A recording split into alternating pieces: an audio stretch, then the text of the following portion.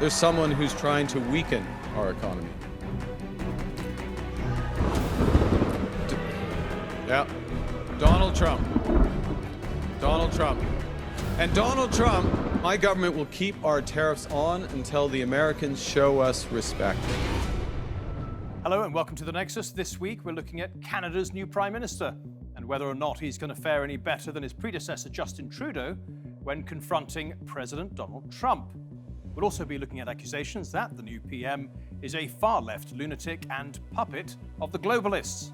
We have a great panel for you, but before we get to them, here's a quick introduction to the new Captain Canada. The US-Canada trade war has a new combatant. Out goes the unpopular Justin Trudeau, and in comes the new Captain Canada, Mark Carney. President Trump probably thinks that we in Canada will cave in, but we are going to stand up to a bully. We didn't ask for this fight. The Canadians are always ready.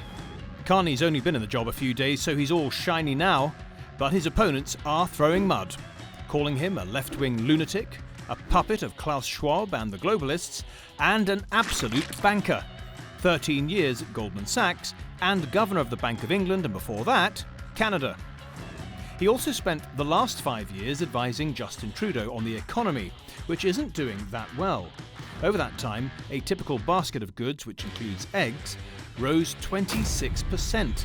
Taxes are up too, and the economy's barely grown at all. But fortunately for Carney, the top issue is not inflation. That's at number 2. Healthcare, number 3. The top issue is dealing with Donald Trump and his tariffs and aggression. Seriously.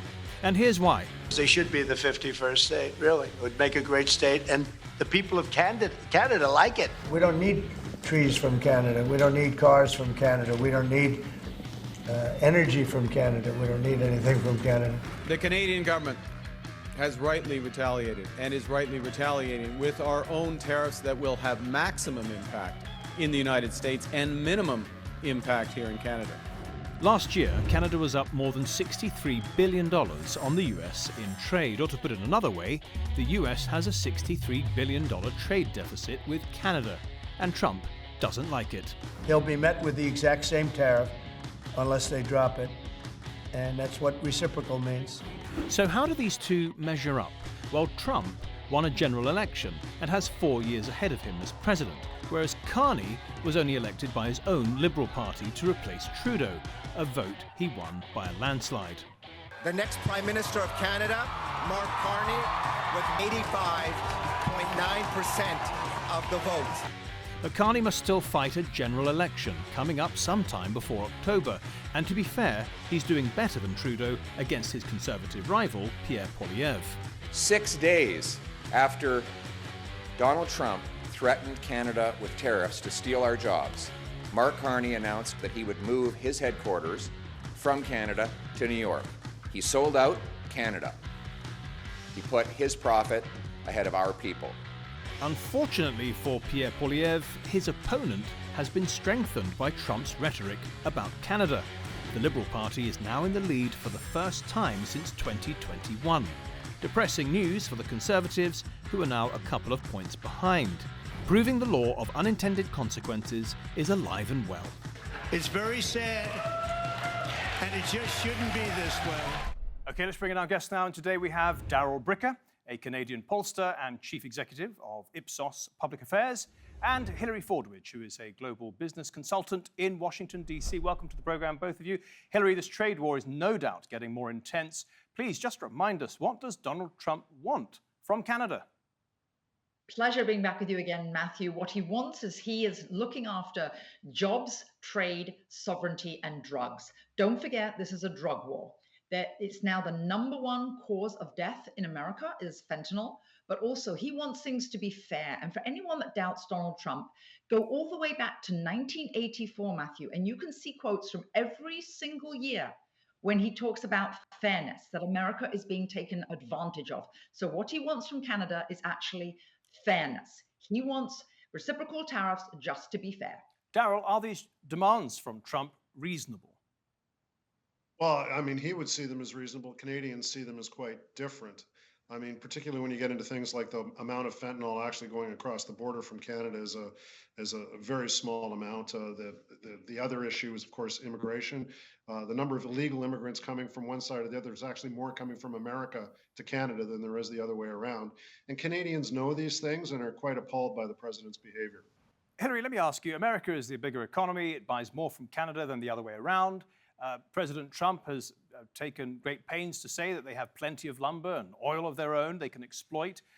Therefore, I guess he's trying to lead the public to believe that America will get its way in this trade war. Do you think that's the case? Well, Matthew, what he really has been saying all along is that Canada needs us more than we need them in terms of us being their largest trading partner, and also that Canada really has not provided the security for its people in terms of their contribution to their security, and that the US is actually funding Canadian security. Darrell, is that correct? Has Trump got it right? Canada needs America more than the other way around? Well, I think that depends on exactly what you're talking about. But on the issue of security, the president raises a reasonable point. But this global collective security was not something initiated by Canada or the other allies. It was actually something initiated originally by the Americans. So people respond to the situation that has been created, and the United States has been the one driving it and is now walking away from it. Hilary, what difference does it make to the trade war, the outcome of the trade war, that Mark Carney has replaced Justin Trudeau? Well, it's really going to be more of the same. And if you look at Canada, it's less safe, it's more expensive, and it's weaker than it's ever been. And really, Mark Carney is aligned with the same policies, and in some ways, actually, could even be worse because obviously he's viewed as a stable banker, but actually he has been responsible for those very similar policies, or at least from his roles in heading banking, both in the UK, Governor of the Bank of England, Governor of the Bank of Canada. So it's going to be more of the same for the Canadian people. But they're different men, aren't they, Darrell? Does it make a difference? Yeah, it does. I mean, Justin Trudeau was down and out. This was over. The attacks by the United States under Donald Trump, combined with the change to a new leader, has given the Liberal Party new life. And on the question of whether or not he's going to be the same, his claim is that he's not going to be. In fact, he's walking away from some of the signature policies of the Liberal government. The question is whether or not that walking away will actually be seen as true change by Canadian voters. Talking about those policies, there are a lot of people outside of Canada, perhaps a few inside of Canada, who say Mark Carney is a left-wing lunatic. That sounds a bit rude. I'm sure Canadians don't like to hear that sort of thing. But tell me, is he a left-wing lunatic? And is he a puppet of the WEF? Well, I don't think he's a lunatic at all. I think actually he's highly educated. He obviously was Harvard educated, so calling him a lunatic is a little bit silly. What I will say is that if you ask any Canadian, are you really happy with the fact that as the head of Brookfield Asset Management, he sent millions to New York by moving their headquarters from Toronto to New York? And are you really happy that he sent thousands of jobs to the US? So he sent millions, he sent thousands.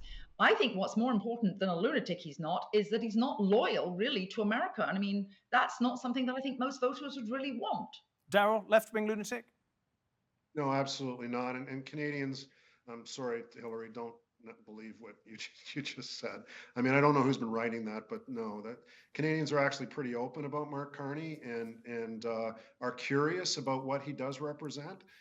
There are some liabilities that I think the Conservative Party is going to be pointing out in the election campaign. It's going to be up to Mr. Carney to push back on those and maybe put his experience in a bit of a different context. But he's seen as a very credible candidate by Canadians, Just that and one he's thing... brought the Liberals back to life.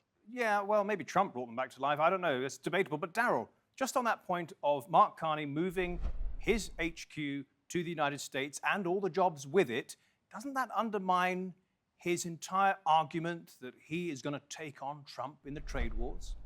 Well, that's the claim that the Conservatives are going to be making, and the answer that Mr. Carney gave on that wasn't particularly helpful to him. He said his answer when he was confronted with this was, I wasn't precise enough, in terms of my explanation, which is basically saying to voters, you don't really understand. I need to explain this to you again, which, by the way, follows in a long chain of ways of dealing with public pushback by the Liberals. So it doesn't separate them as well as he should be separated. But sounds a lot like Justin make Trudeau. No mistake, Matthew, he's in the game and he's credible. Darrell, you're the pollster and a genius at it. Do Canadians want a general election? If so, when? And who do you think will win? They want it yesterday, Matthew. We just did a survey a week ago asking Canadians whether we needed to have an election, and 86% of Canadians said yes.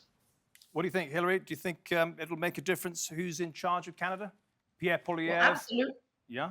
Absolutely. And just to drill down on that last point, it wasn't just Brookfield Asset Management. That's the tip of the iceberg. There were thousands of jobs, coal and all the energy industry. But now, with regard to the election, 86% of Canadians might want an election, but whether they want Mark Carney or not, that's a different matter. Don't forget, just like Kamala, it's rather reminiscent of what happened here in the US. He hasn't been elected by the population except for that, quick envelope and you can do it online thing. So I don't know that the Canadians really want him. They do want an election. Well, let me ask you one last question. Hilary first. Do you think this was a result, the Liberal Party coming back to life and now edging ahead for the first time in years? Do you think this was an unintended consequence of Trump pushing Canada just a bit too far? Well, obviously, Trudeau has recognized that his policies were a failure, Matthew. What was he to do? He's standing for what has made Canada, as I said, less safe, more expensive, and weaker. How can you stand on that policy? But Trump has reinvigorated Canada's patriotism, which I didn't think was possible, Darrell. Yeah, it seems to be, but I mean, two things needed to happen here for the Liberals to get back in the game. The first one was that Justin Trudeau needed to resign, and the second thing was Donald Trump needed to do what he did. You change either one of those things, and you don't see the recovery for the Liberals that we're seeing right now. Darrell Bricker, Hilary Fordwich, thank you both very much for your contributions today. Much appreciated. Coming up then, Donald Trump has a new car. This is a different panel than I've had. Everything's computer. You don't want Tesla to become a political symbol. Musk is in a very dangerous situation at the moment. Well, we've been talking to Stockwell Day. He's the former leader of the Conservative Party in Canada, and he told us that Mark Carney's economic policies will destroy Canada. A lot of people say he's a left-wing lunatic. Well, I say a lot of people say. A few people have said that online. Sky News Australia have picked it up. So you tell me, is Mark Carney a left-wing lunatic and a puppet of the WEF, the WEF? He's by no means a lunatic. I know Mark Carney. I've met him. I've actually spent time with him in a small jet, interestingly enough, with our former finance minister in Canada, who's passed on. Jim Flaherty, and surprise, surprise, we were returning from Davos at the time. He's a very intelligent man. He is a globalist. He is an elitist. His policies will be harmful, in my view, to the Canadian economy. But he's savvy for somebody who's just leapt into this cauldron of political life. And I believe that financially he will bring significant damage to Canadians' economy. In what way? What specifically do you think will do the damage? Well, you have to look at track record, and his track record has been very much one of trying to turn away investment in Canada, especially related to the energy sector. He has been a champion of really stomping out the energy sector. He now sees that that would find him in some disfavor with the Canadian electorate. So you may see a momentary pause, at least in his words. But when you look at his entire history of investments, it has been global. It has been almost always away from Canada, and it has been to various dubious sources. So the feeling is pretty strong. He will return to that track of having a global view rather than looking at Canada's unique strengths and helping Canada become a significant player in the international market. So it's a lunatic? No. Very savvy, and if you want to use the lunatic crazy like a fox, yes, and very dangerous. Just a final question for you, Stockwell. He's presenting himself now as the most patriotic of leaders, someone who's going to push back on Trump and any suggestion that you could ever become part of the United States. But you know what? He's never been elected. And you've just said he's a globalist, which means that his first allegiance is to sort of a global economy. He's moved his headquarters to the United States, so he's moved a lot of jobs to the United States too. I just wonder, is this really the man who can take on Trump, who's just got a massive thumping mandate from the American people? Is Mark Carney really that man? No, he's ill-equipped for that. But the problem is, if you go into a fight thinking you have the audacity that you're actually going to do better than your opponent, who is eminently more qualified to beat you, then you're really in for trouble. As Mike Tyson used to say, everybody has a plan till they get punched in the mouth. And unfortunately, he will get punched in the mouth. But what the unfortunate thing with Trump's approach, too, is that Trump's approach is causing Carney to be seen in a favorable light by many Canadians, not all. And the person that would be best for Canada, and in fact would probably be able to put up a better fight against Trump, would be the Conservative leader, who is Pierre Poilievre. So Carney is in for a very rude awakening, and unfortunately, it's going to be very costly to Canadians. Stockwell Day, thank you. Much appreciated. Let's turn to a related story now, and Donald Trump has a new car. And look who he bought it from. Hello, President Trump. Are you looking to buy or lease today? Well, I'm going to buy.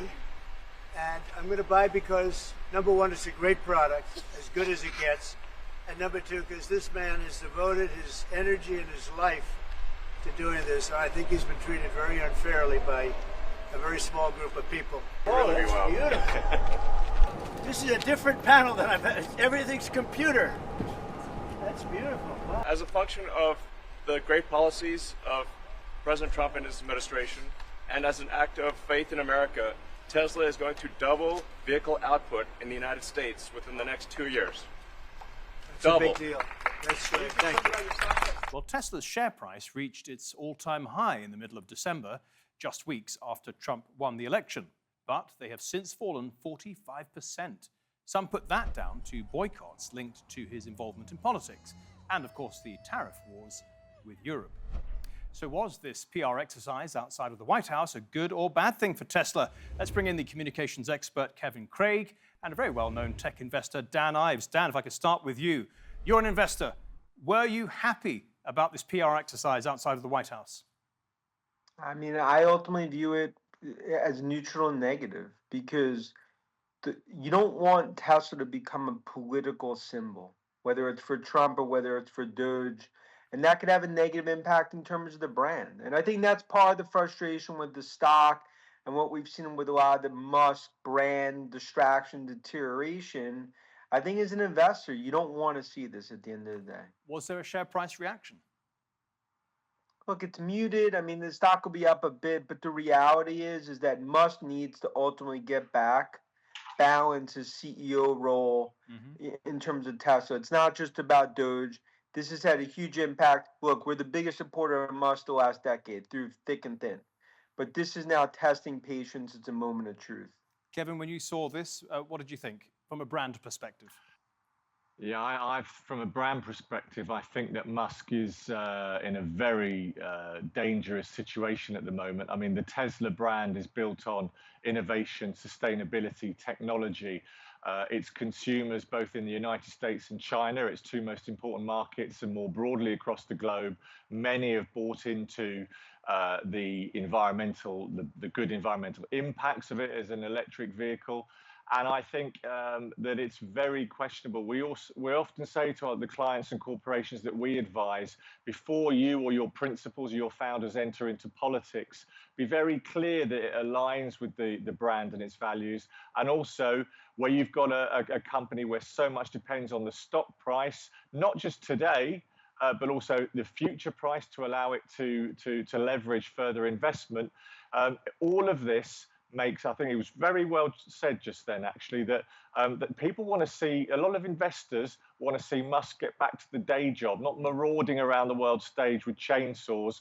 And the stunt outside the White House is given 24 hours of stock relief, but the story since Christmas has been terrible. Dan, when people see the President of the United States getting into a car, I suppose they're being asked to feel patriotic. Elon Musk is putting himself and his company on the line to make the country more efficient, the running of the country more efficient. But the problem is, half the country didn't vote for President Donald Trump, and they have a visceral dislike for him. And now that dislike seems to be transferring onto Elon Musk. So it seems like there's a lot of risk here. Yeah, I think Kevin nailed it in terms of what he was talking about. Look, the reality is, you talk about 50% of the country. I mean, the vast majority of Tesla holders and Tesla customers are Democrats. So when Trump aligns himself with the Tesla, that seems great in that moment. It's actually a negative because of who the core Tesla customers are. I just think this is one of the situations for Musk. It's a third rail issue that you're starting to play with here in terms of brand, and Kevin knows it well. They have a massive future in terms of autonomous AI. It's all about brand. Musk is Tesla, Tesla is Musk. And in terms of sales globally, we know that sales are down in China. They're down a lot in Europe. Now, is that, what's that down to? Let's put it that way. I think Dan is right. You know, Tesla is Musk, Musk is Tesla. There are two parts. Sales are down. A large factor has been increased competition. In particular, the Chinese market. China and America are the two principal markets for Tesla, and underneath that, some way back are Canada, UK, and others. But I think there's been a global economic downturn anyway, and increased competition. And when you're facing increased competition with price points, for example, here in the UK, Teslas can be found at huge markdowns from 12 months ago. All of this, you know, what are you doing as a CEO, leader, or major shareholder to give investors like Dan confidence that you're absolutely laser-like focused on lifting that stock price back up?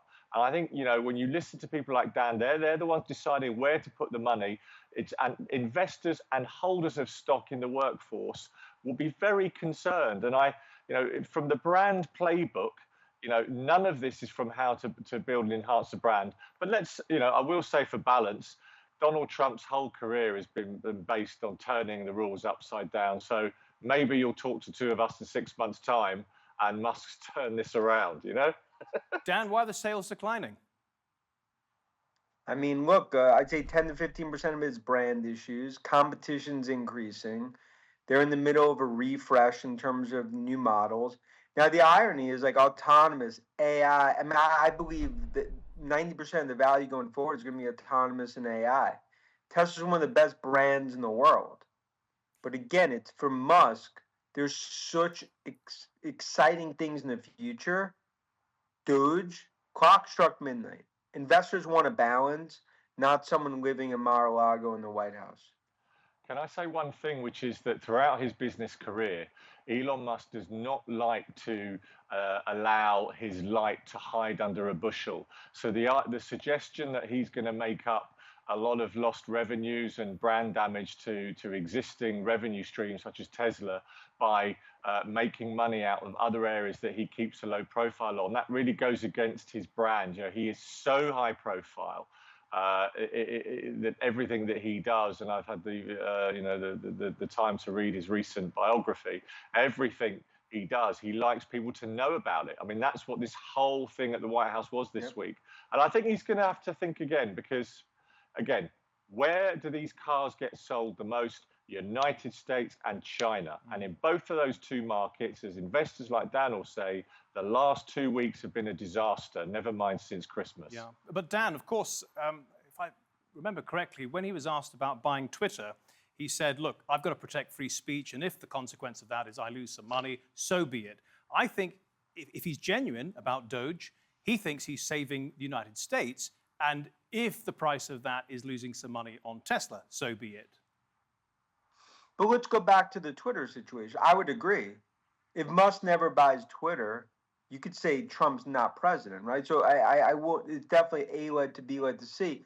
But even on the Twitter, there was a period of time where clock struck midnight. He was too focused on Twitter. He needed to refocus back on Tesla. And that was one of the best moves he made to get us to this point.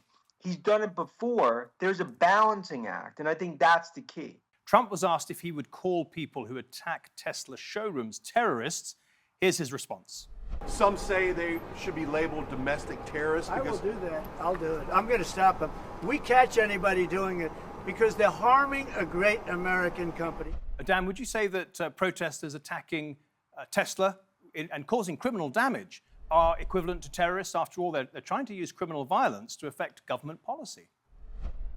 I mean, look, I think that's that's for others to determine, but it's political theater too that's also happening here. Kevin?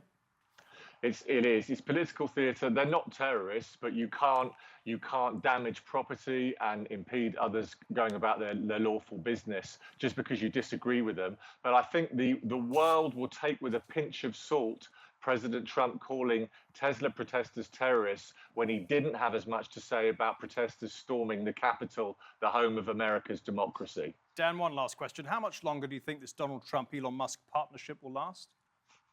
Partnership will last for a long time, but I think it's going to start to be more of a balancing act. Musk is going to feel the pressure. Dan Ives, Kevin Craig, thank you both so much. Much appreciated. And thank you at home and on your phones for watching. If you want to see this episode or any of our previous episodes, do go to our channel on YouTube. Just type in Nexus, TRT World. Till next week then, goodbye.